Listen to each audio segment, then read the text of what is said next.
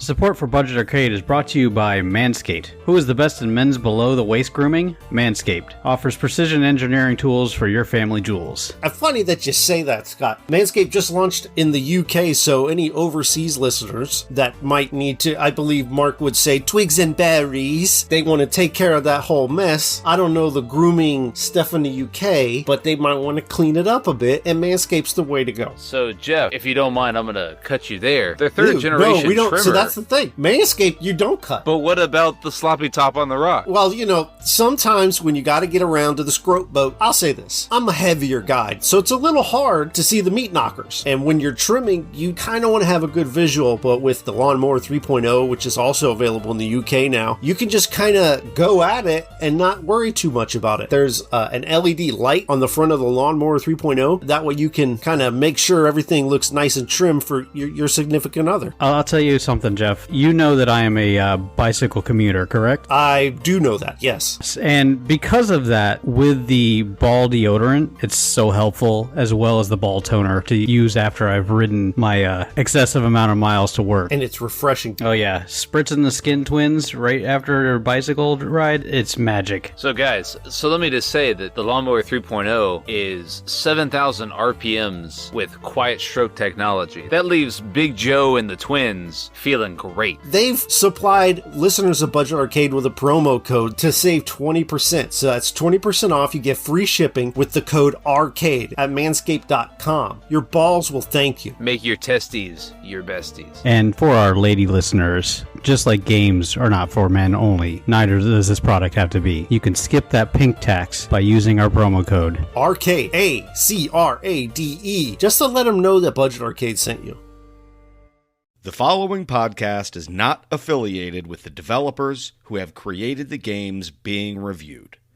The reviews are solely the opinions of the hosts, to be used to make an educated decision on what games to download and play.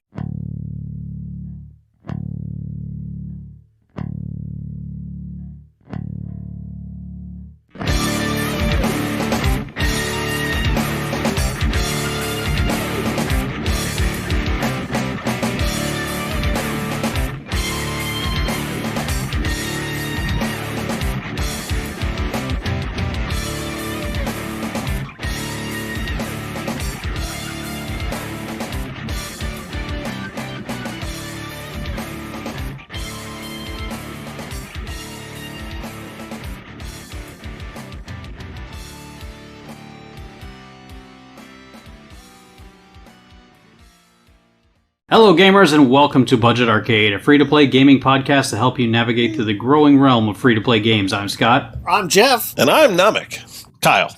Namek? Yes. All this time, I've been saying Nomek. I know, it's pretty cool actually. I liked it. Okay. I'll go Kyle then. Namek instead of Nomek. Namek or Kyle, I'm fine with either. But yeah, Namek is, No Mike is another one that people call me, which is always a good time. It makes for an interesting squad-based game, trust me. Oh, yeah. Well, we've established you do indeed have a mic. Yes, this is true. And we want to welcome everybody to episode number 70. Not as hilarious as the last one. No, not as hilarious. So, this week, we played, obviously you can tell that Mark is not here. He is our normal info guy, so I'm going to drop this information this time. It's not so easy, is it? No, it's not, especially when you don't have it pulled up right exactly when you need it. This week's game was Spellbreak. It is a multiplayer action spellcasting game that's a battle royale as well. It was originally released on September 3rd, 2020. The developer is Proletariat. The platforms it is on is PlayStation 4, Nintendo Switch, Xbox One, and Windows. This is another battle royale game. Yay. It does have the encroaching circle that Jeff prefers, and not the zones closing out like Mark preferred. Did Mark actually prefer that? He seemed like he preferred it when we played Hyperscape, but, you know, I'm not sure. He didn't even tell us how much he liked this game. Shame on him. He's on vacation. He's good, man. He sent us pictures of where he is. It's beautiful. No terrible games to be seen. He's lucky. Mine got canceled. But well, at least you got to come on here. That's true. I wouldn't have been able to Yeah. otherwise, so that's a plus. Well, we hope you'll keep listening after you see how unprofessional we really are, if you couldn't tell before. It's true, guys. It is not scripted. I discovered this. But hey, remember, we got to keep this 14 minutes and 7 seconds long. No, that's true. Oh, right. We can't go over, so we better get to it.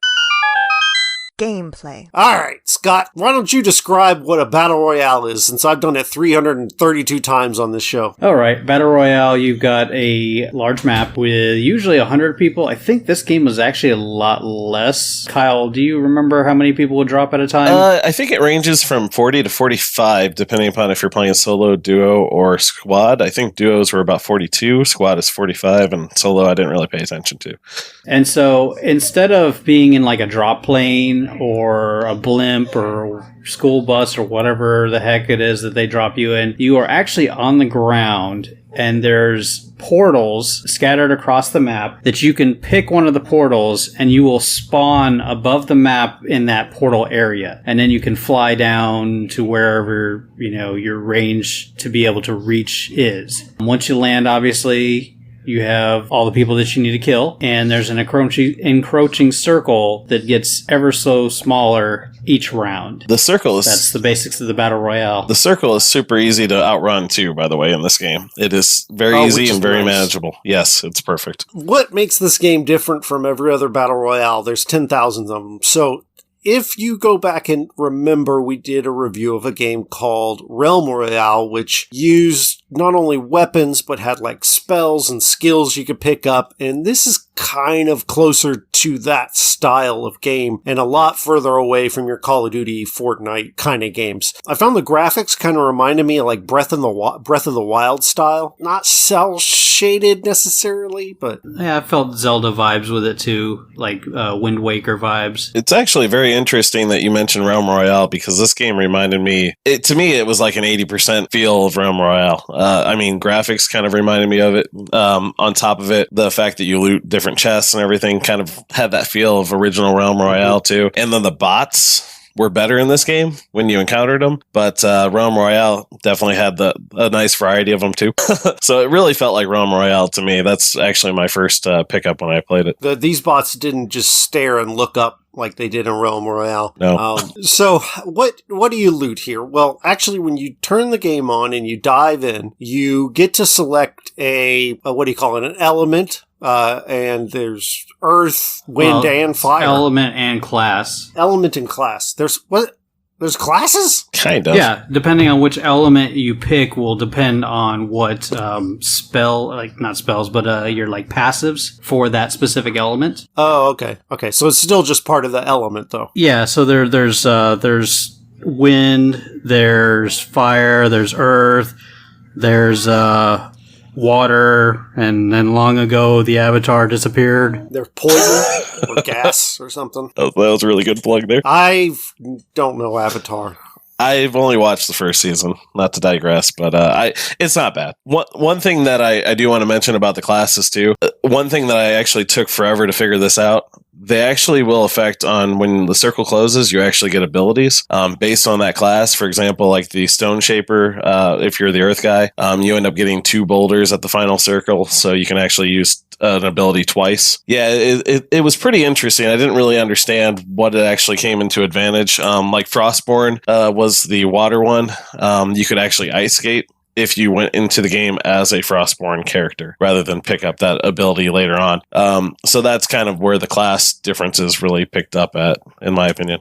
I know with the fire class, if you had a movement ability and you used it through your firewall, it would actually give you a boost in speed and distance with that ability. Yeah, fly, wasn't it? And I believe... no, and actually not fly. It was a dash ability. Oh, okay. And I believe some of the abilities are specific to whatever gauntlet you pick as your starting gauntlet, and can be amplified by your gauntlet's abilities as well. So there's like a lot of little nuances within this game that synergize together that a lot of other battle royales don't have.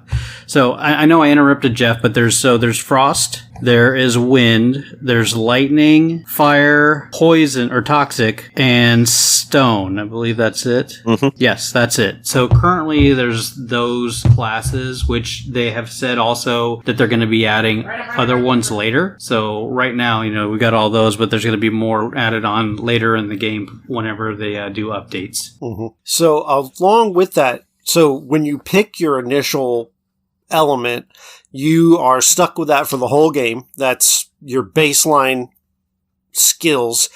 And then when you're looting, you will find another element that you can add on of the other ones, all the ones that Scott just listed. That will be your second set of skills, as well as another skill that seems to be a movement-based skill that is on cooldown as well. There's like teleport, flight, dash, and there's also invisibility, and those you would find in the area. And they also have tiers to them. So you've got your epic and common and rare and legendary versions of each of these gauntlets, each of these skills, along with shields that you would find, and amulets. The shields are in the form of a belt, boots, which would give you speed, and then an amulet would affect your mana, how much mana you have, so you can cast max mana longer. Your belt is your armor, and your boots is your run speed. Real quick, I want to say really kind of my own...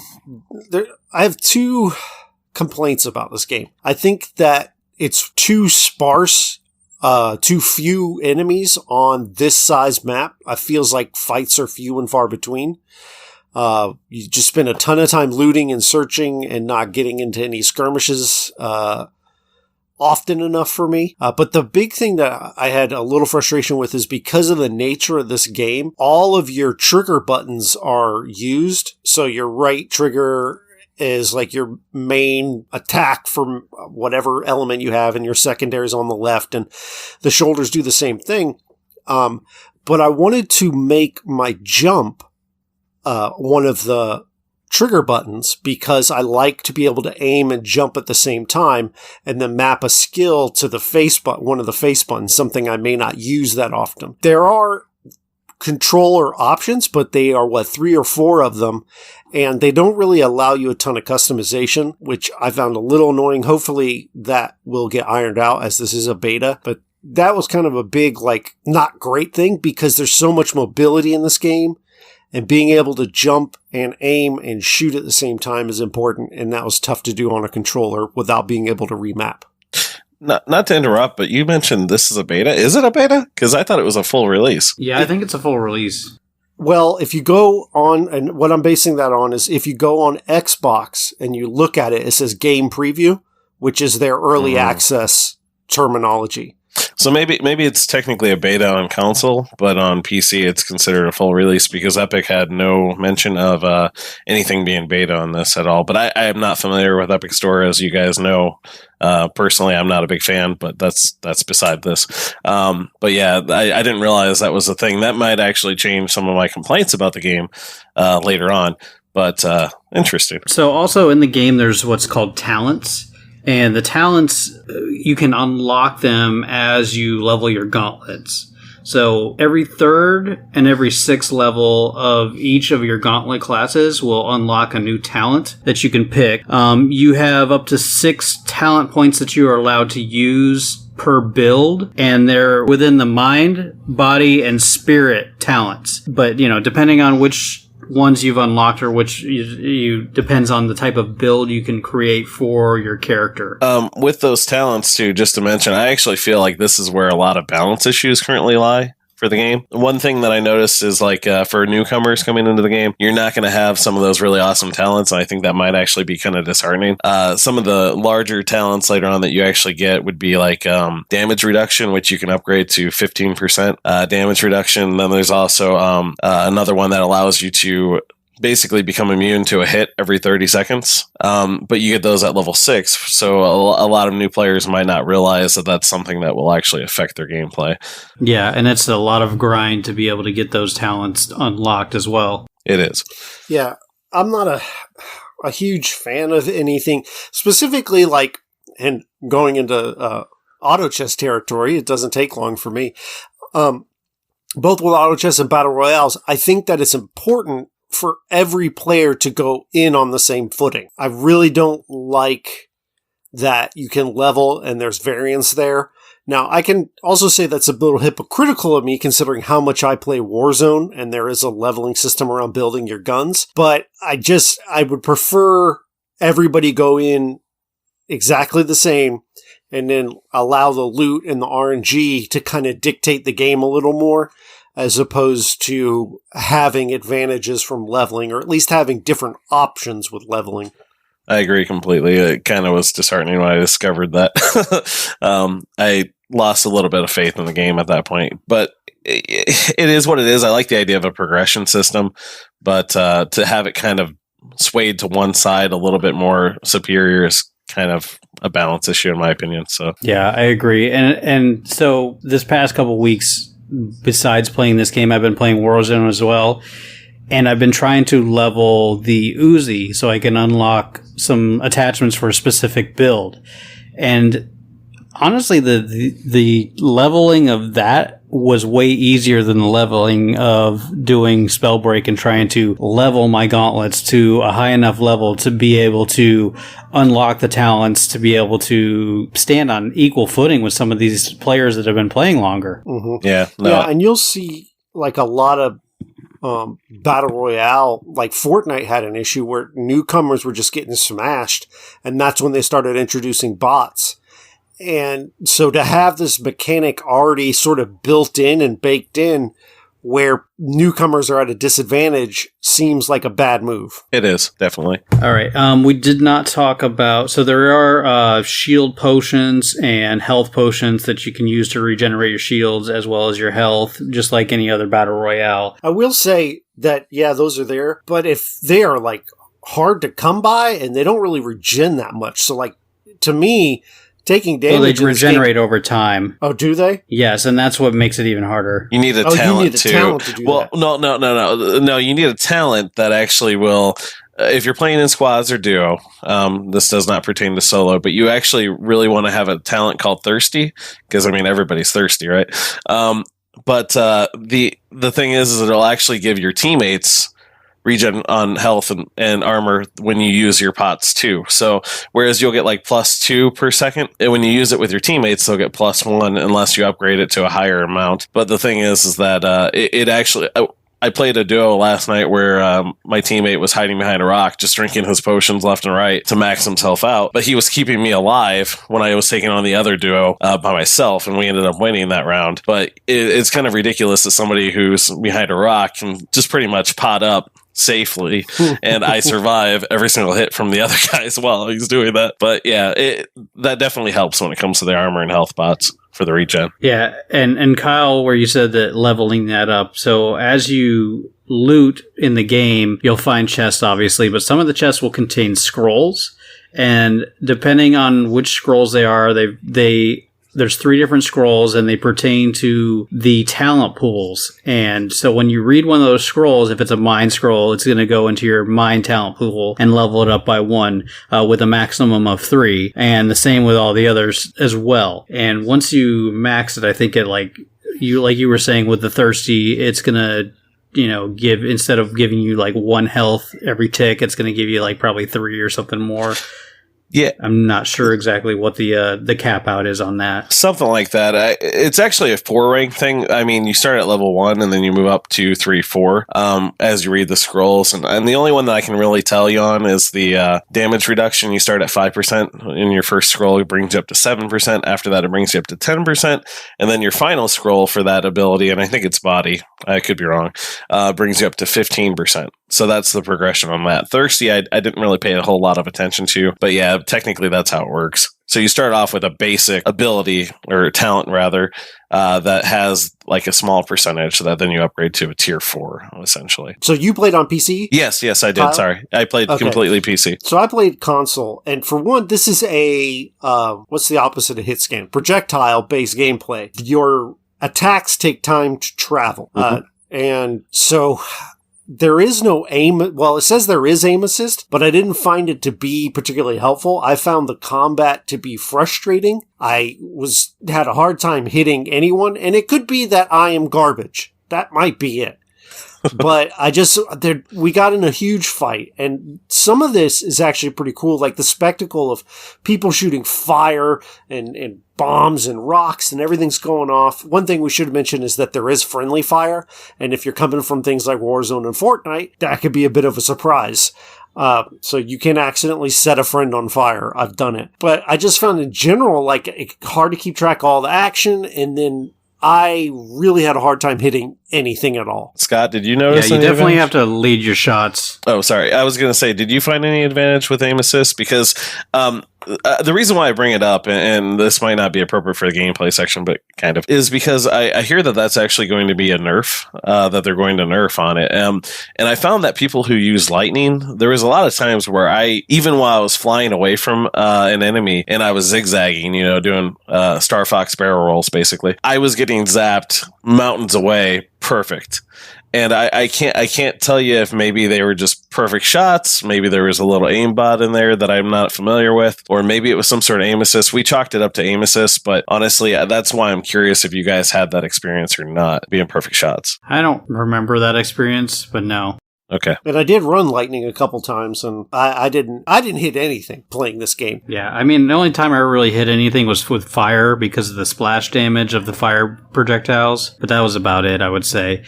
We have not talked about the combining of elements, and so... No, we don't need to. I found it weak. Yeah, we do. That's a main part. Oh, all right. I mean, if you combine it correctly, it's not weak at all. I mean, you could drop down a tornado with wind and light it on fire with your fireball and it would turn into a fire tornado. You could drop your poison cloud and light that on fire and it would explode for like AoE damage. I thought it was beautiful. Don't get me wrong. The graphics on those are awesome. I just found it seemed like whenever somebody else's tornado was working and I would change it to a different type, it never did damage to them while they were in it. So I don't know if maybe I just had bad luck with it, but I never actually comboed wind because I thought wind was actually the weakest gauntlet. But I really liked the visuals of it. It was very appealing. Toxic, especially. I actually liked the green mass that you blob in front of people. It's perfect. Speaking of the wind, one of the most annoying things about this game in the beginning that I had to turn it off is if you get caught in your tornado or somebody else's tornado on Xbox, the control would vibrate so much that it was like almost vibrate out of your hands. It was that bad. That's what they were complaining about. Okay. I was curious. No, it was funny because I was playing with, I think it was Cody and Jeff I was playing with, and it was vibrating so much. Cody's like, what is that noise? Yeah, you could hear it in the background. It was really bad. It's like his phone was on full vibrate sitting on a table going,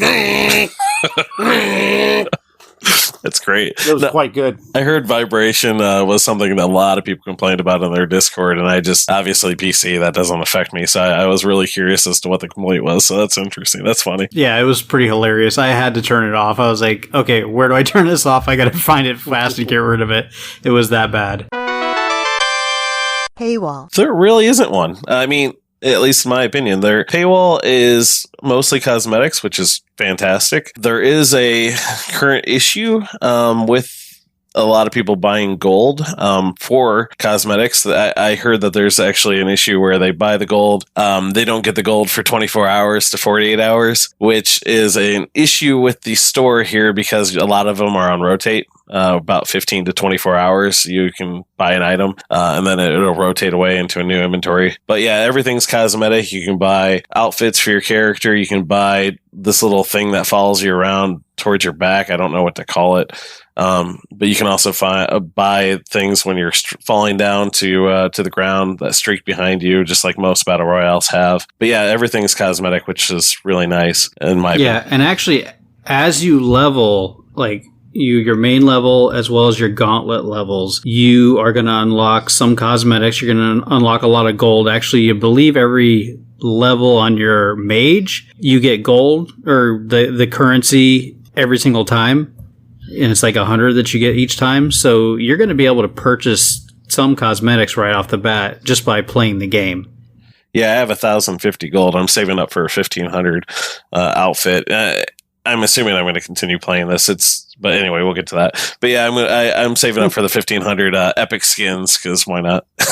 But that's the way you do it. Yeah, definitely. Yeah, I didn't feel pressured to spend any money on the cosmetics. I didn't even notice. I didn't even so a lot of games we play specifically on mobile will be big, even Warzone, when a new battle pass drops, it'll take you to a screen that shows you the battle pass, whether you want to go there or not, and then tell you how much it is. But I was never presented with an opportunity to buy something unprompted. I booted the game up. Warzone, I get prompted at least every other time I play the game. That's what I was saying. You get prompted all the time in Warzone. Yeah, if you don't purchase that battle pass, it's there you go. Get prompted. Want the battle pass? I bought the battle pass, and guess what prompt it gave me? Buy a battle pass for a friend. Upgrade the battle pass, right? Oh, no. For a friend? Oh, my gosh. That's awesome. It asked me to give the gift of the battle pass. I'm like, no, I'm not doing that. Christmas is right around the corner, man. Give that battle pass. Resets in 2 days anyway. What a horrible gift. By the way, did they extend the battle pass past 15 days in that game? I haven't played it in a while, but isn't it really super short?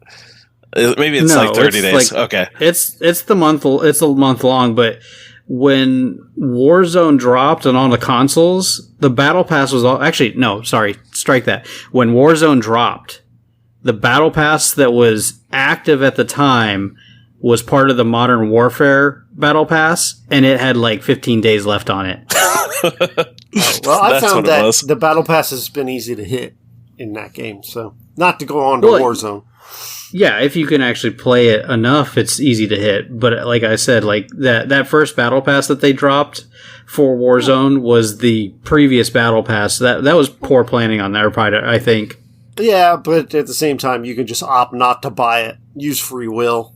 Your functioning brain, if you will. Oh, I had no free will. I actually had it anyway. Well, I had enough coins miraculously in my account already, and so I was like, "Oh, I'm going to buy it so I can get this ghost skin." Oh, the battle pass is over. Cool. Oh, so I got screwed. You specifically. That's why you're so mad about it. That is why I'm salty. Okay. Yes. Yeah. All right. Replayability. Well, Battle Royale, of course, it's going to be replayable over and over again. RNG. You're going to have a different experience each time. Yeah. Blah, blah, blah. Okay, so here's my problem and why I would say it's not too replayable. To get good at Battle Royales, you have to get in lots of fights, right? And so, as far as I can tell, in PUBG, there was school. If you wanted to get in a fight, you'd land school, or Tilted Towers in Fortnite, or Superstore in Call of Duty. You would land at these hot spots so you could get in lots of fights, and there are just so few fights in this game that for me is hard to get good. And I guess you could argue that adds to the replayability because you have to put way more time in to get good scrub. But I really wish there was more opportunities to dive hot and kind of get more fights to learn the mechanics quicker. You do gain experience from going from one outside circle to the next before it closes, correct? Ooh. So it's a walking simulator. Yes, exactly. It's better than the running simulator of PUBG, okay? But there is one thing. The one thing we did not mention in gameplay, which would have made probably a whole difference here, is did you drop any of the mana vaults? Yes. I don't even... Oh, okay. Yes, I call them the orbs and the bubbles or whatever. Graphically, that's basically what they are. But I mean, usually you can see... One nice thing about the circles is you can actually see where the circle's already been selected. So if you wanted to drop hot, you could actually choose a circle that's already been chosen and actually drop with other people and kind of aim to grief them right on landing, I guess. So, I mean, you could avoid that. However, there is one thing, and this is how big of a nerd I am when it comes to games. I actually paid attention to my average survival time. The game tells you this. I survive about 8 to 9 minutes. So honestly, that's not that long of waiting to encounter another party to die or win, hopefully. But I mean, it's not like PUBG where you can spend 30 minutes playing a game, or at least it feels like 30 minutes. Where PUBG is definitely bad about. And even Fortnite, that mid game in Fortnite, it's like really hot at the beginning, dead, and then really hot at the end. To me, like Warzone has that perfect balance. Like the games where you don't run into a lot of people are they have happened to me, but they're a whole lot more rare than all the times I'm just constantly getting into battles, going to the gulag. And I think it's because they have this great respawn system. But it just felt, and I think probably because I'm coming from Warzone, a lot of my brain is going to compare to that because I like that game so much. But it just felt, I guess it could be a good thing because if you're landing and you're learning to the loot and what you want to do and hit your setup, you get left alone a little bit, but I think Warzone is, it's good that you're coming with the mindset of a more recent Battle Royale because, it has a very competitive market for these types of things, especially for replayability. But on Warzone, just out of curiosity, do you normally play regular Battle Royale or do you normally play like the collect the money and I forget what it's called for some reason. I don't even know if that mode's still there. Well, Jeff does not like plunder at all. I can't even get him to play plunder. If you would listen back to our Warzone episode, I think you'll find the answer. I thought maybe you're a changed man. I have this was a while back, so No, and they even introduced another new mode. And we played it once, and I'm like, that's enough of that hot garbage. And then I went back to playing Battle Royale mode, because it's what it was designed to do. It's great. There's no need to try to get creative. It is pretty good. To me, it's the best Battle Royale, full stop. Judgment. Okay, so are we done with Spellbreak then? I've been done. Think so. I uninstalled it a couple days ago. I have not.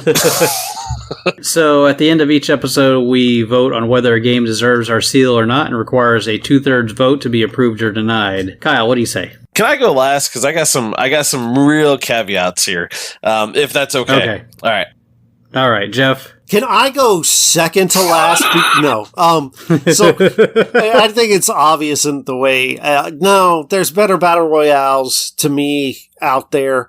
But if you like this fantasy setting and you maybe miss Realm Royale actually having some activity, or if you have a Switch, Warzone's not on the Switch. And I honestly don't think Fortnite runs particularly great on the Switch. Did you play this on Switch, Scott? No, I did not. Okay, I don't know what I'm talking about. So, no, I only played Xbox, so ignore that. But I personally did not enjoy the game. I found none of the new mechanics to really be that engaging, and I'll probably never touch it again. I like how different this is from other battle royales. Like, the combination of gauntlets, the differences in the spells that you could do was really actually quite fun. I played it with one of my coworkers and his brother, and he would run the ice gauntlet from the start, and the mechanic of being able to slide allowed the entire party to be able to transverse the map pretty quickly. And we were having a lot of fun. He's like, yeah, just call me Iceman because I can do that. Yeah, I'm going to give it to my seal because of how different it is. If you are tired of the regular run and gun battle royales that are out there, this may be something you might be interested in. I'm gonna give it my seal, but there's a lot of issues with it, and I know that you guys probably didn't experience it, which you're very fortunate. Out of 9 people that I know who played this, 2 of us encountered bugs that prevented us from actually playing the game initially, myself included, and then we also encountered about 4 or 5 other bugs throughout the gameplay that are kind of reoccurring. The fact that it might be beta might help with this, with the bugs and whatnot, but some of these issues are over 4 months old. I worry about the developer primarily in actually fixing things rather than just throwing more content at us. I like the game. I think it's again reminiscent of Realm Royale, which I really actually enjoyed before they went to just bots. I really like the content. As you mentioned, ice skating is fantastic. I think the stone shapers are a little OP right now, but I'm mostly worried that the developer is going to offer either just workarounds or blame other things such as Epic Store Client or Nintendo Switch for all the bugs that exist and not actually fix anything while trying to keep the game going and collect while they can. The game is very promising. It has to get a seal. I hope they don't go the way of Realm Royale and screw up or not fix anything, and then it's dead in a month and a half. Well, they've already done better than Darwin Project because they're actually advertising, like on Twitter and other stuff. I've seen the paid advertisements for that. Yeah, and I've seen some streamers play it, but those same streamers were playing Hyperspace last month, or Hyperscape or whatever it is, and they moved on to this. So who knows?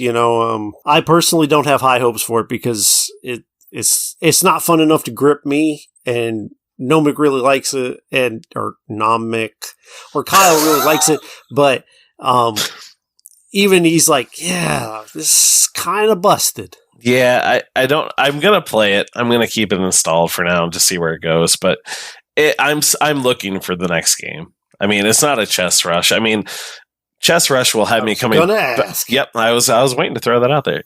Even if I abandon Chess Rush for a week, 2 weeks, 3 weeks, I always come back to it because it is just relatively perfect.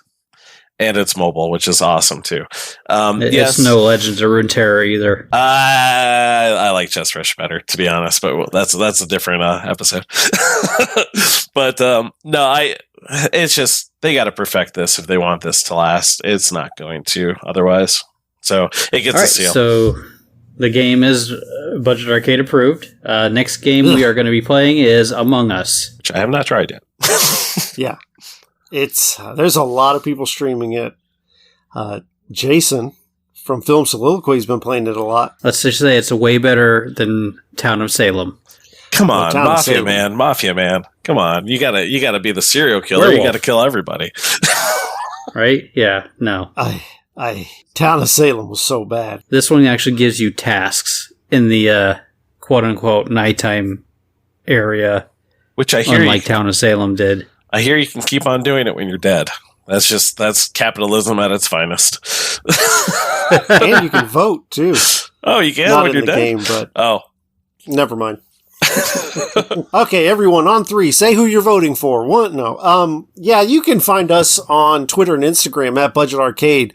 Don't forget to go to our Facebook page, facebook.com/Budget Arcade. We also have a website, www.budgetarcade.com. Be sure to join our Discord. Our link for our Discord is in the show notes, as well as on our Twitter and our website. We have rousing conversations, mostly with Nomic. Kyle here. I'm competing for number one, guys. It's a competition out there. So wait, I have a question. Now that we're getting to this Discord thing, I recently leveled up to level 15 on Discord, and it says I'm still not as good as Scott. Is that because you have the highest level? Scott's not as good as Scott. For the record. Yeah, I'm gonna, when Nomic beats me out, I'm gonna have to switch it over to him. It'll be days. 7 I don't days. like it. I don't like that it tries to belittle me and tell me I'm not as good as you. Well, again, Scott reminds himself he's not as good as himself either. Trust me. That's so narcissistic. If you want to support the show, you can do so at our Patreon. It's patreon.com/Budget Arcade. You can join the one person, Kyle Nomic here, that is one of our Patreons. I get a preview too. I mean, that's an awesome thing. I get like a week ahead, knowing what game's coming out. I got to play Spellbreak, so I'm like high level, and it's pretty amazing. So check it out. Support the show. Not only that, you got to be on the show too. That's true. I just figured my my charismatic traits would come through on Discord though eventually. So that, or else I would hound you guys long enough to where you finally let me at least show up once. So I mean, the only other listener that's been on with us has been Coconut Wizard, and that's because he forgot to record. Yeah, we remember. He's got that New Jersey accent too, man. We love Tony. Yeah, he's a I good mean. Guy. Is him forgetting to record as bad as me giving John Wick a C+? Well, that's a C+ movie. I mean, there's no doubt. All right. Well, by the way, you can find I'm Stimmage. not allowed to argue. We can't forget Stimmage from the music. Yes, our music is provided by Stimmage, and you can check out his music at metroidmetal.com. Game on. Now, wait, don't game on yet. If you want to buy some merch, you can head over to hockeygaming.com/budget-arcade, and don't forget to use promo code Butt Biscuits. Game On.